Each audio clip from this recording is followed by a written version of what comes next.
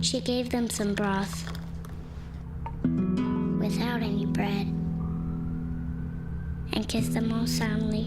Lights out. Good night. And put them to bed. Hunger is a story we can end. End it at feedingamerica.org.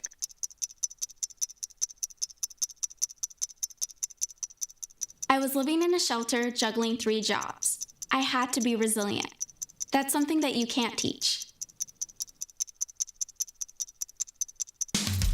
You can achieve a lot using your imagination. I mean, I don't like to brag, but... Wait, who's that? And why is she all over these achievement awards? But with STEM, the sky's the limit. Shaboom! Use STEM to envision... Okay, I'm seeing it. Yeah! Invent... Got any ideas? I've got a few, actually. And create a better world. Told you she's super smart.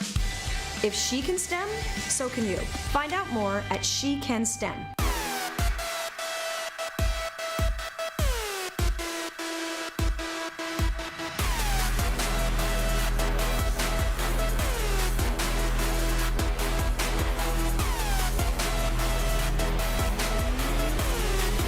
And welcome back to Sports Night in Auburn.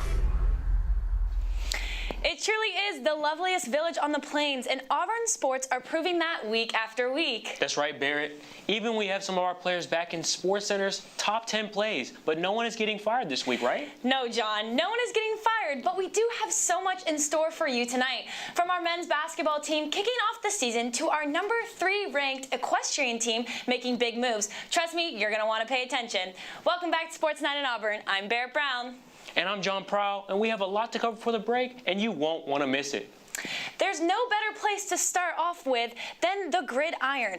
Auburn's opponent this weekend was number 15 Vanderbilt. The Tigers made their trip up to Nashville and held their own. They would end up falling in their second overtime game of the season, but not without scoring the most points against an SEC opponent this year. Right there with the Tigers was the Eagle Eyes reporter Cohen Dizell, who said the rise of the Tigers and their eventual loss to Vanderbilt. Here's his full recap. Auburn fans traveled well for Auburn football's first matchup under interim head coach DJ Durkin, hoping for a Tiger takeover here in Nashville. However, number 16 Vanderbilt's offense took over in the second half, bridging a 10-point gap and pulling out a win in overtime, 45-38. After an early stop, Auburn marched right down the field and Ashton Daniels tossed it to Eric Singleton to open the scoring. Vandy grabbed 3 points on the other end, but Auburn wasn't done just yet. Flips it out to Jeremiah Cobb, and he gets on the run. And Ashton Daniels finds his way into the end zone for Auburn's second touchdown of the day.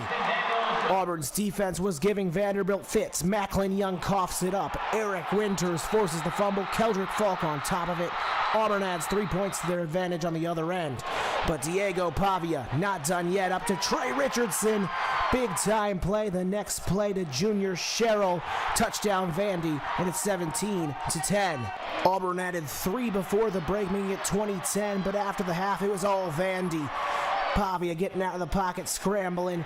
Next time into the end zone, it's now 20-17. Auburn added 3 on the other end, but then Trey Richardson breaks open the defense. Pavia finds him. Vanderbilt leads 24-23. After a couple of punts, Auburn's offense was back in the end zone, courtesy of Ashton Daniels as he rushed for his second touchdown of the game.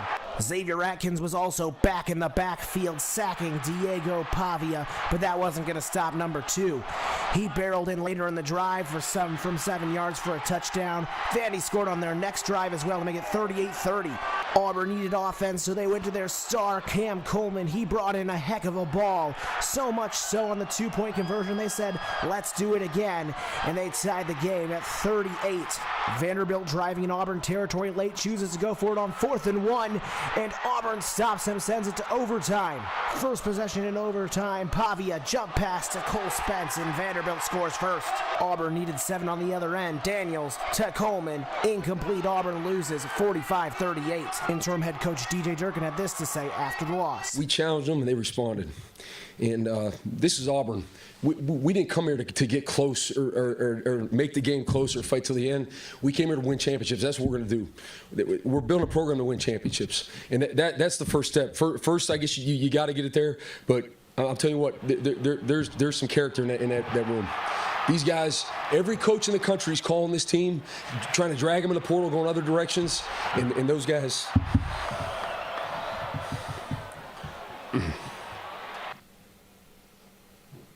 They stuck together for one another.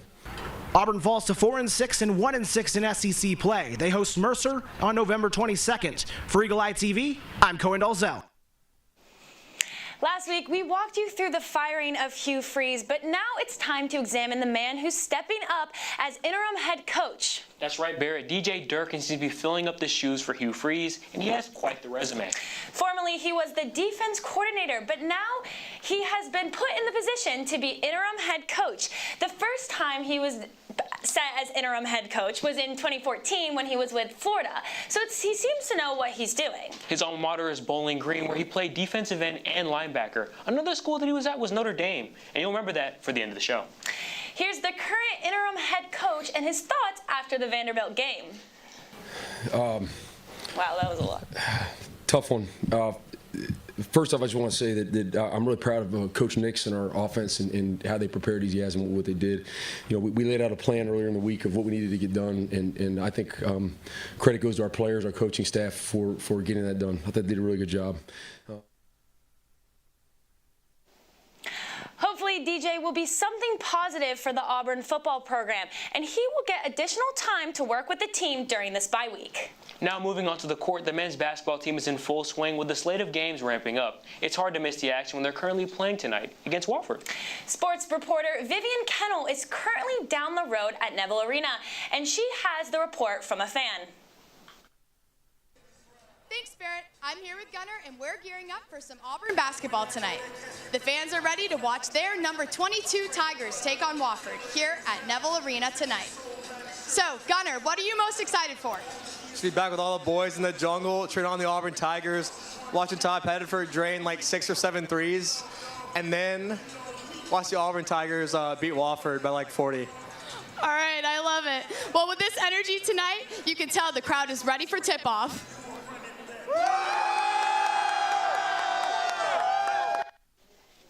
And when we come back, our Eagle Eye insider Brooks Crew will join us in the studio to see some points on the scoreboard for Auburn football, reflect the offensive progress that we've made moving forward.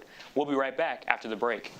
My mother was always very familiar with her neighborhood, but one day she stopped at the stop sign for much longer than usual, and she didn't know whether she should go forward or turn, and she wasn't even really sure where she was at. It was very unsettling for her. I felt so much better after my son told me, "Mom, I don't want you to worry or be afraid. I'll be there for you, and we'll figure it out." I'll be right back. Hi. You think you're probably sober? Yeah. But you're thinking about taking the back roads home, just in case. If you're probably sober, then why would you do that?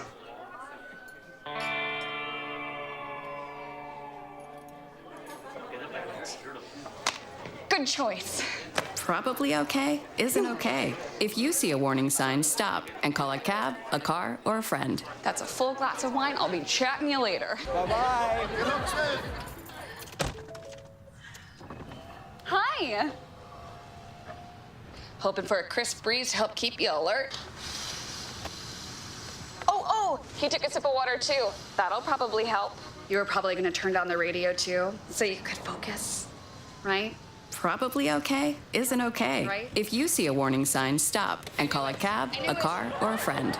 I think the water line is what really drove it home. I blew on him.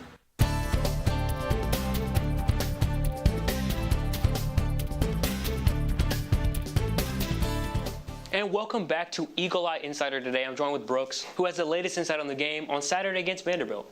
Now, Brooks, who are some key players that piqued your interest this week?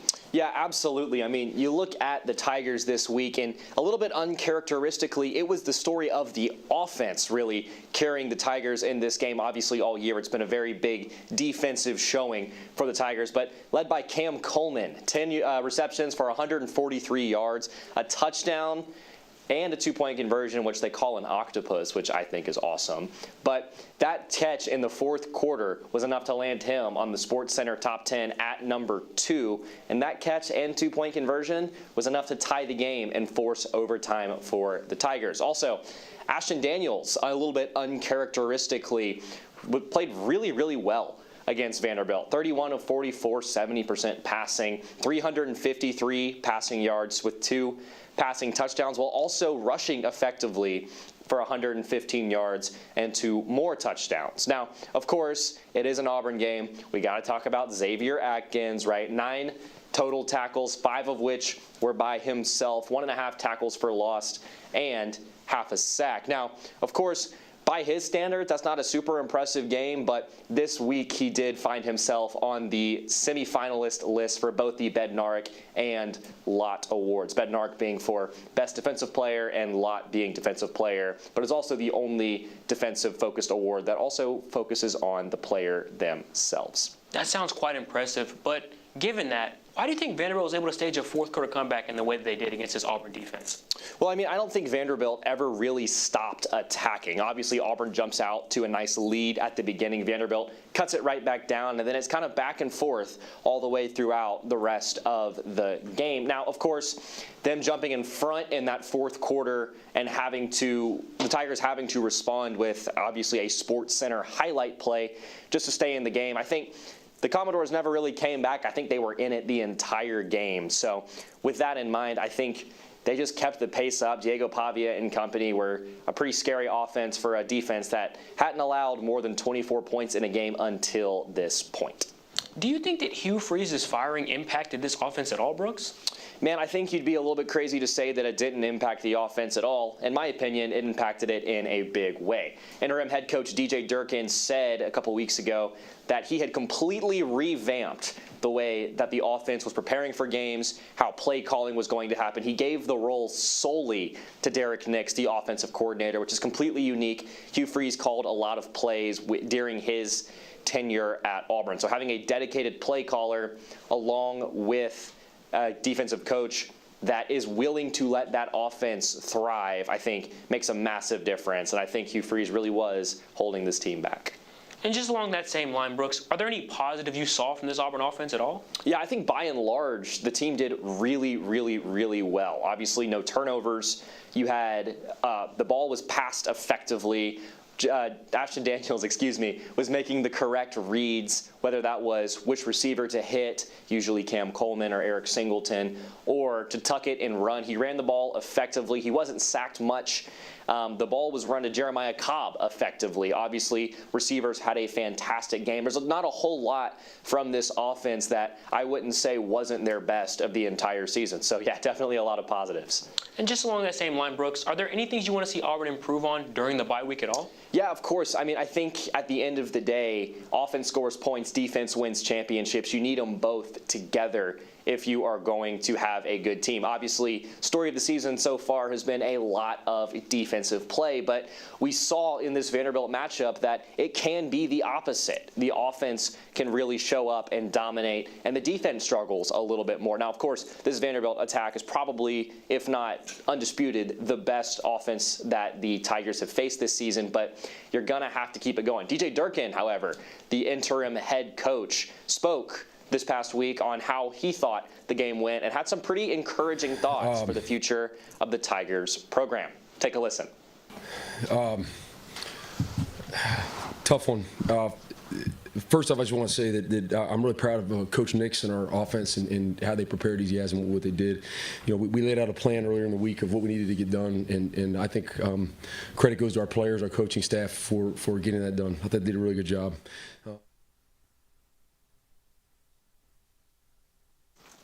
I'll control you in this. Yeah. Well, Brooks, along that same line with the head coaching vacancy that we have currently, are there any favorites you have for the head coaches at all?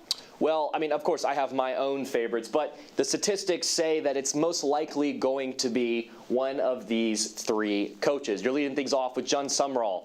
The kind of the popular take as far as Auburn fans are concerned. He's got a 25% chance to earn the Auburn head coaching job, coming from a head coaching job at Tulane, in which he's led the Green Wave to a 7-2 record. Of course, you can't ignore the skipper right now, DJ Durkin, who's looked really, really good as Auburn's head coach despite the very small sample size. He'll, of course, have 2 more games to prove himself to the Auburn athletic director and the boosters, but as it stands right now, he's got a 10% chance. And then finally, a bit of a left field take, but it's still getting a lot of traction, is Alex Golesh, the head coach over at South Florida. They've got him with a 21.1% chance to land the job right now. And I think what stands out most about Golesh is how he's able to develop guys like South Florida quarterback Byron Brown, who was actually my sleeper Heisman pick way back in week 0 when they played Penn State at the very beginning. I think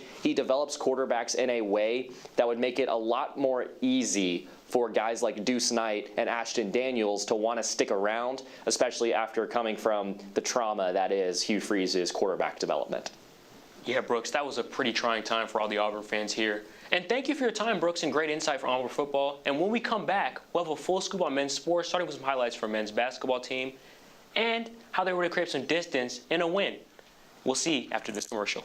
My mother was always very familiar with her neighborhood, but one day she stopped at the stop sign for much longer than usual. And she didn't know whether she should go forward or turn, and she wasn't even really sure where she was at. It was very unsettling for her. I felt so much better after my son told me, Mom, I don't want you to worry or be afraid. I'll be there for you, and we'll figure it out. I'll be right back. Hi! You think you're probably sober? Yeah.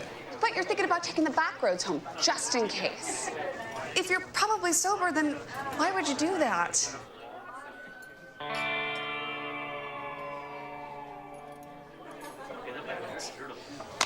Good choice. Probably okay isn't okay. If you see a warning sign, stop and call a cab, a car, or a friend. That's a full glass of wine. I'll be chatting you later. Bye-bye. Hi.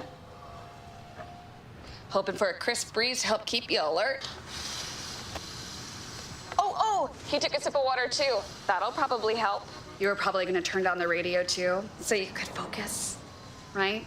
Probably okay isn't okay. Right. If you see a warning sign, stop and call a cab, a car, or a friend. I think the water line is what really drove it home. I blew on him. My mother was always very familiar with her neighborhood, but one day she stopped at the stop sign for much longer than usual. And she didn't know whether she should go forward or turn, and she wasn't even really sure where she was at. It was very unsettling for her. I felt so much better after my son told me, Mom, I don't want you to worry or be afraid. I'll be there for you, and we'll figure it out.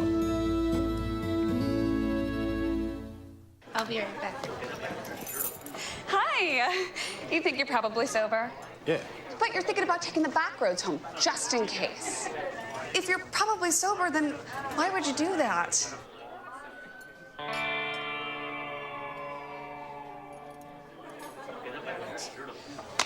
Good choice. Probably okay isn't okay. If you see a warning sign, stop and call a cab, a car, or a friend. That's a full glass of wine. I'll be chatting you later. Bye-bye. Hi. Hoping for a crisp breeze to help keep you alert.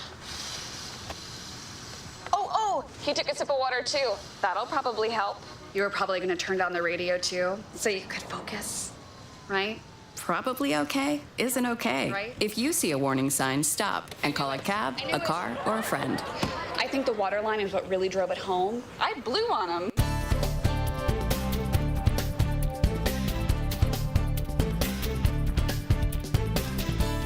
Welcome back. Like I said before, basketball season is in full swing, and I think Auburn fans are ready for a change of scenery. This past week, the Tigers took on Merrimack for the Beat Bama Food Drive game on November 6th. It was all Auburn from start to finish. The Tigers rolled to a 95-57 victory. Sports reporter Graham Bauer has the courtside details now.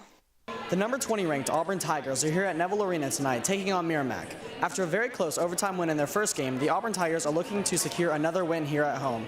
Let's roll the highlights. After Monday's close home game win, the Auburn Tigers were looking to dominate this matchup against Merrimack, and that they did. After the first half, the Tigers were up 39-22 and were not going to let up. This game, Keyshawn Hall dropped an astonishing 25 points, 9 in the first half and 16 in the second. He was tossing in free throws and dropping in super contested shots.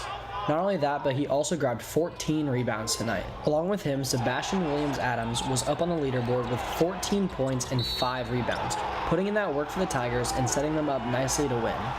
As the game continued, Merrimack made some nice plays and snuck in a few three-point shots to add to their total. However, that was not going to be enough to beat this new Auburn team led by Stephen Pearl. With other key players in the mix, such as Tahad Pettiford making shots from deep, and Emeka Apurum taking over the paint and jamming the ball into the net, this new team seems to be clicking well and increasing their chemistry with one another.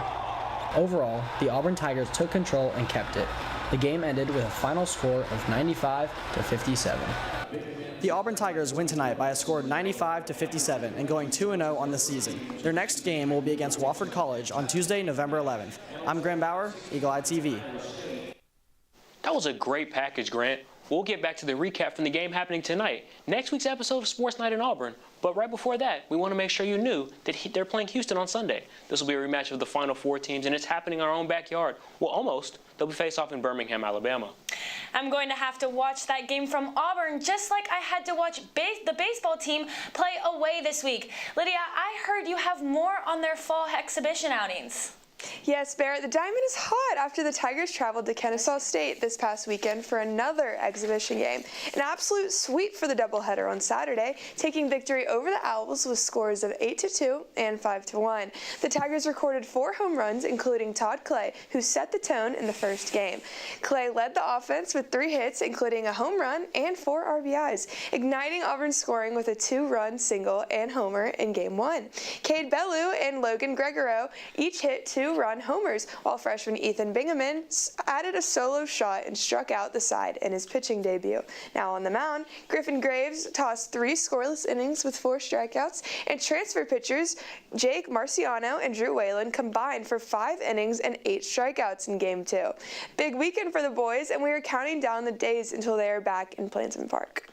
Now picking up the rackets, we've got Tigers headed to the NCAA championships. Hamza Nazaradov dominated his tournament run with 3 straight set wins, including a 7-6, 6-3 victory over number 21 opponent of Purdue, to secure his spot in the NCAA singles championship. The Blades brothers, Freddie and Billy, were just as impressive, defeating SEC foes from Georgia and Alabama before clinching their double NCAA doubles championship bid with a win over Indiana. With their tickets punched, these Tigers are headed to Orlando next week. Congratulations and good luck. Now, what's that sound? I think it's time to make a splash and take this segment to the pool. The diving team is headed to the Big A this weekend to compete in the Georgia Tech Invite. We can't wait to see what they accomplish. Now, shaking off the water and putting on the spikes, we're wrapping up this Men's Minute with sending our track and field team off to Huntsville this Friday for the NCAA regional meet, sending our best from across the state. Now, throwing it back to the desk, they have some trivia to jog your memory. I see what you did there, Lydia. Well, we're going to cross over to some men's basketball. John, I don't know about you, but I think we should test their memory from the top of the men's watch. Let's see if you remember how many points Auburn men's basketball has scored in the last 2 wins this season. Is it A, 100, B, 90, C, 97, or D, 95? When we come back, John will have the answer for you, and we will begin our women's watch. Spoiler alert, they have been putting Auburn women's sports on the map as of late. Stick around to find out. Yeah! Sam, Elmo! Oh, hey, Julia. Are you ready to play band with us? I'm gonna play my clarinet. And Elmo's gonna play his drum. Drum loud. Oh, well, you know what to do, Julia. Julia knows. Mm-hmm. With Julia's autism, loud sounds can be too much. But she still loves to make music. Play band. Early screening for autism can make a lifetime of difference. Find out more at screenforautism.org. Put the keys down, Kevin. But I'm gonna drive home. There are several warning signs present that you shouldn't be driving. My text-to-emoji ratio has gotten a little out of hand. A little? Yep, I'm definitely gonna call a ride home. Yo, Scott. Hey. I'm heading out, man. You want to ride? No, I got my car, but I actually really need to go to the bathroom. Oh, you know what? I was just in there. The line is like 10 people long. You know, I think I'll just...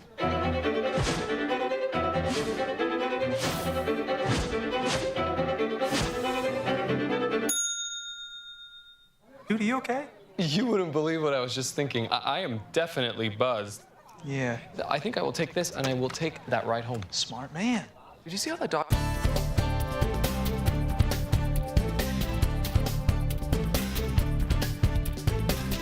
Welcome back to Sports Night at Auburn. Before the break, Barrett asked, what has been the lucky number for the Auburn's men's basketball team? How many scores have they scored this season in their first 2 wins? Was it A, 100 points, B, 90, C, 97, or D, 95? If you guessed letter D, you would be correct. He scored 95 points in 3 of their 4 showings. However, the other 95-point game resulted in a loss to Oklahoma State early in the exhibition season. Barrett, what's next? Well, now it's time to head over to the stables. Last week, the number 3 Tigers took on the number 2 South Carolina on November 8th for the military appreciation meet. I'm happy to tell you that the Lady Tigers came out on top. A huge upset and big win for the program. The girls keep getting better every single week. Now, what's going on with the women's basketball team, Lydia? Well, Barrett, women's basketball tipped off on the Plains last Saturday to open up a new season under new leadership. Head coach Larry Vickers and the Lady Tigers had quite the opening weekend. Maya Pettigrew led the Tigers in points and tied in assists to contribute to the 82-41 victory over Alabama State. Arik Ngui had quite the Auburn debut, recording 8 rebounds. The Tigers forced 29 turnovers and shot 42.1%. 48 hours later, the ladies hosted UNC Greensboro and Neville for their military appreciation night. Pettigrew led the Tigers again in scoring with 18 points. The arc was hot with threes firing from all cylinders. The game wrapped up in another win for the team, 64-57 over the Spartans. Eagle Eye's Vivian Cannell was there last night and brought you a sideline look. Auburn women's basketball is back on the court tonight as they take on UNC Greensboro. The Tigers are coming off 2 strong wins to start the season and are looking to make it 3 here in Neville Arena.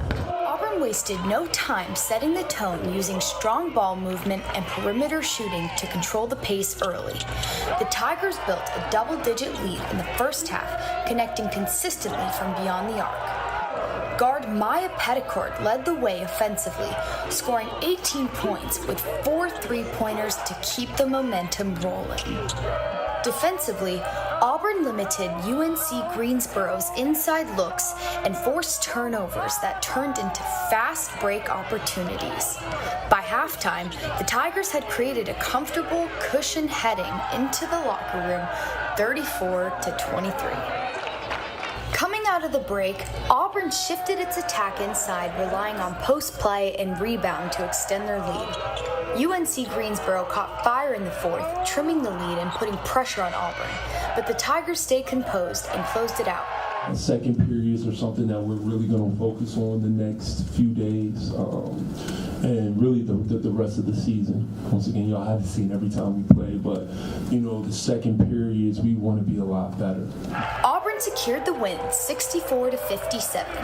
The team's balanced scoring and steady defensive effort proved key in maintaining their early season success. The Tigers keep their undefeated streak, moving to 3-0 on the season. The Tigers will next face Mississippi Valley State Thursday the 13th at 11 a.m. home in Neville Arena. For Eagle Eye TV, I'm Vivian Kennel. The 3-0 Lady Tigers are back in action this Thursday as they host Mississippi Valley State for Education Day with an 11 a.m. tip-off. This team is rolling and not stopping anytime soon. Now staying in Neville, but switching nets, let's talk volleyball. Freshman Greer Chambliss posted a career-best .545 hitting percentage while Lauren Drews tallied 11 kills, her 9th straight match in double digits. But Auburn fell to number 6 Texas A&M in straight sets 3-0. Grace Hallebeck reached 100 blocks on the season and recorded 4 more in the match, marking her 8th consecutive game with at least 4 blocks. Taking on another ranked Texas team, the Lady Tigers host the number 4 Longhorns tomorrow for senior night. Match gets underway at 6 p.m. and you won't want to miss this one. From one court to another, we're switching gears to women's tennis. The ITA South Sectional Championship wrapped up this past Saturday with big results for a particular Lady Tiger. Ava Esposito punched her ticket to the NCAA Singles Championship after a dominant run of comeback wins, defeating number 19 Catherine Alua, number 54 Alejandra Cruz, and Florida State's Eva Shaw in back-to-back 3-set thrillers. Alice Batesti took down number 57 Julia Zhu of Kentucky in singles before falling in the round of 16, while Esposito and DJ Bennett advanced to the second round of doubles with a strong 6-4, 6-2 win over a doubles team from Tennessee. Esposito will now join Ashton Bowers in representing Auburn next week in Orlando, Florida for the NCAA Singles Championship. Best of luck. Now to finish up this Women's Watch, I'm sending it back to the desk for some softball updates. Thanks, Lydia.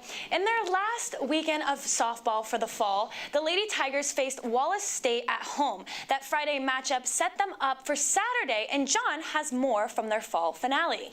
This past weekend on November 8th, the Tigers beat Florida State 8-3 at home, and this was the NCAA regional matchup to round out the fall slate.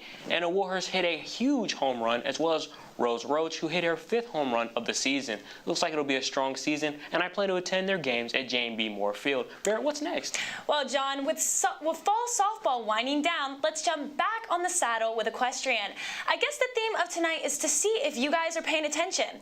Our next trivia question is about a star for the Auburn's equestrian team. Avery Glenn has been perfect 4-0 on what event? Is it A, flat, B, fences, C, horsemanship, or D, reining? When we come back, we'll have the answer to that question, and we will close with Auburn action in the NBA and this week's trendiest moments. We'll see you right after this. My mother was always very familiar with her neighborhood, but one day she stopped at the stop sign for much longer than usual, and she didn't know whether she should go forward or turn, and she wasn't even really sure where she was at. It was very unsettling for her. I felt so much better after my son told me, Mom, I don't want you to worry or be afraid. I'll be there for you and we'll figure it out. I'll be right back. Hi! You think you're probably sober? Yeah. But you're thinking about taking the back roads home, just in case. If you're probably sober, then why would you do that?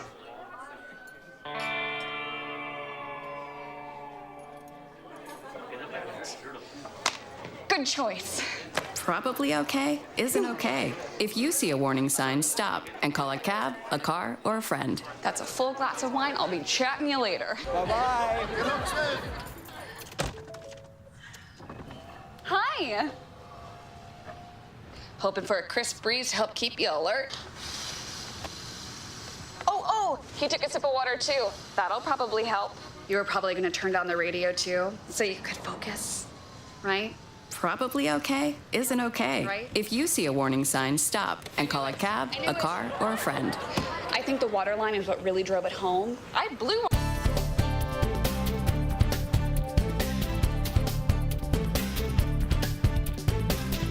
Welcome to our next segment, which is about equestrian. Before the break, Barrett asked us about Avery Glenn. She said been a perfect 4-0 for the equestrian team. On what event? Was it A, the flats, B, the fences, C, horsemanship, or D, reining?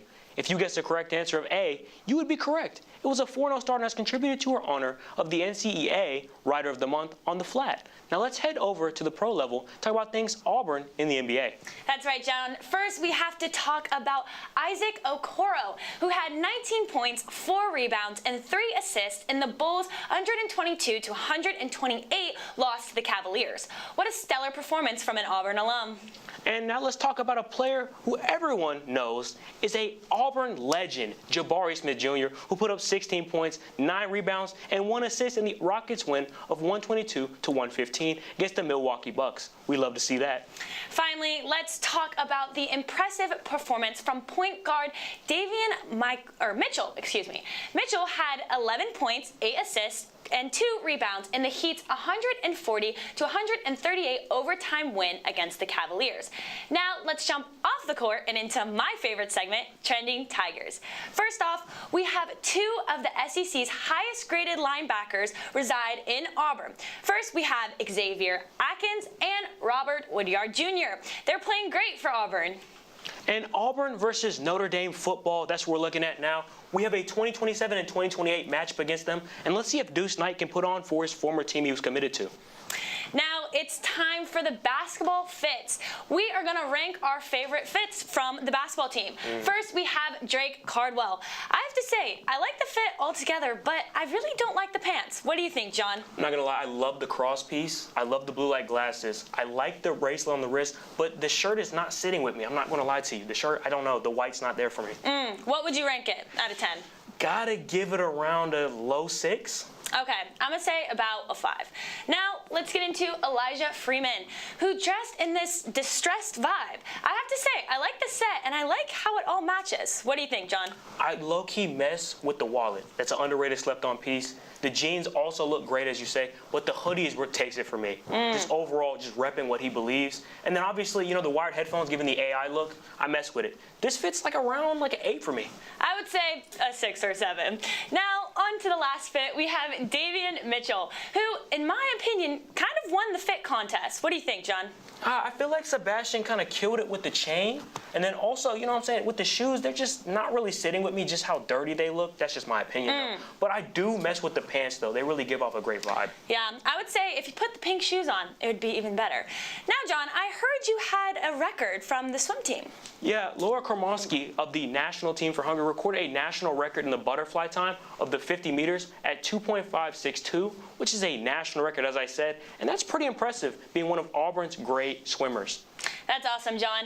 Well, on that note, that's all we have time for today. For more Sports Night in Auburn and Eagle Eye Sports, follow our Instagram and Twitter pages. Make sure you subscribe right here on YouTube and tune in every single week. My name is Barrett Brown. And for all of us here in the studio, Lydia and everyone behind the camera, our producer Jack Sublett, Madison Zidell, and obviously we can't forget Brooks. I'm John Prowl, and this has been Sports Night in Auburn. Good night and War Eagle.